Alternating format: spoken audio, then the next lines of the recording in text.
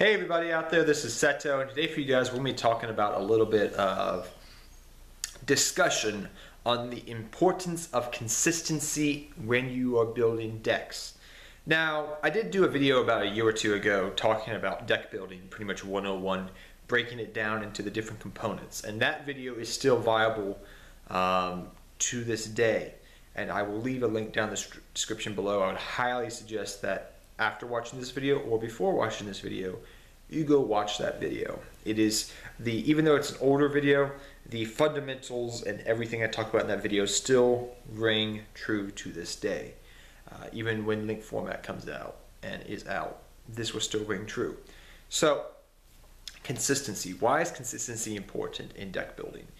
If your deck is not consistent and it can't do what it's meant to do well enough, then your deck will not function properly and you will lose a lot of duels. Now, the thing to keep in mind here is even though your deck may be super consistent, okay, your deck may be amazing. It may have, you know, a destiny draw in the deck and a Stratos with the deck, and it may be really good. And most of the time when a deck has a destiny draw and a Stratos in Yu-Gi-Oh's history, that deck is usually good. I'm referring to Teledad. But you know, even if your deck is consistent, my point is here, even if it is consistent, the power plays may not be strong enough to get over your opponent's power plays. And this is something a lot of people don't consider, especially when you're taking older decks and you are building them up for the modern era. Modern decks have a lot more power plays. They can put a lot less resources into their power plays. Zodiac, perfect example. A little bit of resources and they can just explode with very powerful plays. While an older deck has to work for its pluses a little bit sometimes, depending upon how old the deck is, but it may be a little bit slower. The power plays are not as strong. Now, maybe it has a good effect. Maybe it's, you know, got a good power play that has, you know, gotten better with age. It's aged well, I guess you could say, or aged decently. But sometimes that's not always the case, especially if you look back from cards from like the GX era and early 5Ds, original Yu-Gi-Oh series. You look at some card effects and you're like, the power creep is too much. The power creep has caused those effects to be outdated 1,000 times full. But there are cards out there that they still have decent to good effects, and you can build decks around those effects and those cards. Perfect example, Horse level 8. A card that is very old, came out in Soul of the Duelist, but has a very amazing effect for its level 6, because Horse level 6 is unaffected by spells, and Horse level 8 negates all your opponent's spell cards. That is a worthy card. Yes, it can be kaiju'd. Yes, there's ways of getting around it. But you can probably build a deck consistently enough to get that card out with a great ease, and it can be still a very powerful card. So that is an example of a card that has aged well. A card that has not aged well, I guess we could say, is something like Air Knight Parshaft. Okay? A card that in the Scapegoat era was an amazing card. But what happened? Cyber Dragon came out. It power creeped out Air Knight Parshaft, and even in fun casual decks, you don't really see Air Knight Parshaft being run in. At the time of me making this video, there is a structure deck with Air Knight Parshaft in it, I've heard, but I have no idea if that's going to make Air Knight Parshaft meta at all. The original Air Knight Parshaft, mind you. But that's what I'm trying to say. That's a card that it didn't age well. Okay? Still good effect. You know, piercing, drawing a card, but it just didn't age well because of its attack. So those are examples of cards, power plays that could age well or not age well. Now back to consistency now. You want your deck to be consistent, and there's different ways you can do that. You can do it through A, draw power, or B, searching power. Now, I've always been the opinion that searching power is better than draw power. The reason for that is because you can cherry pick your targets you want to add to your hand through the search engine. Draw power is like a generic thing. If your deck is more about maybe making a very powerful first turn board, or in this era of the game of Yu-Gi-Oh, I make my powerful first turn board. Can you get over my powerful first turn board? No, you cannot. Okay, GG. Draw cards really help in that aspect. Look at Pot of Desires a couple of months ago.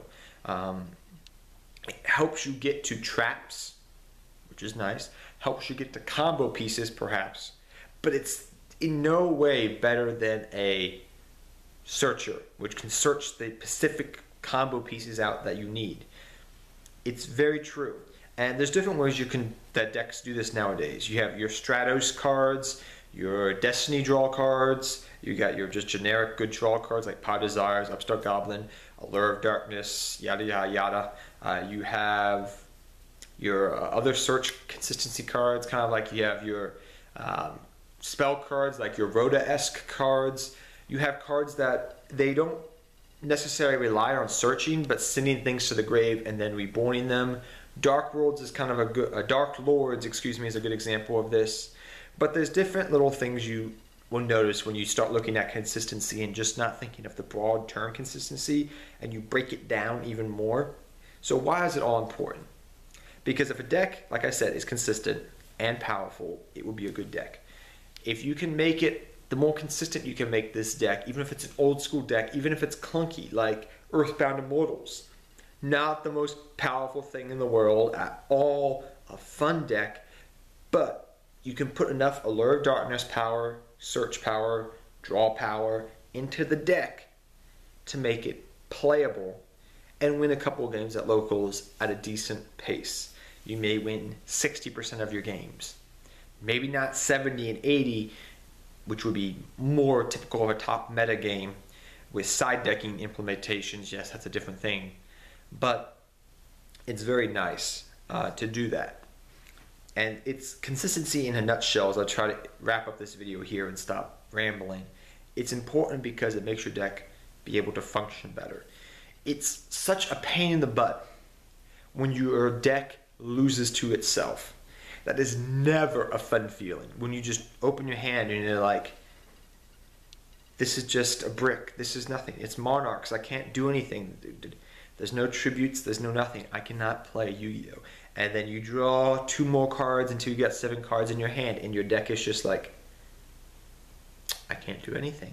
And some decks are like that. Even if you put all the consistency into the deck, even if you put 3 Allure, Upstart Goblins, and draw power and search power into the deck, you still have that chance to not get the cards you need and still brick. So that is always the case. But if you brick more than normal, your deck may have a consistency problem.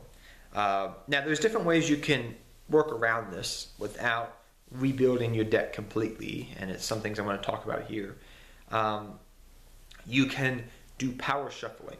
If I notice a deck, the cards stick together a lot, especially if they're new sleeves or old sleeves even, what I'll usually do is I'll power shuffle every single duel.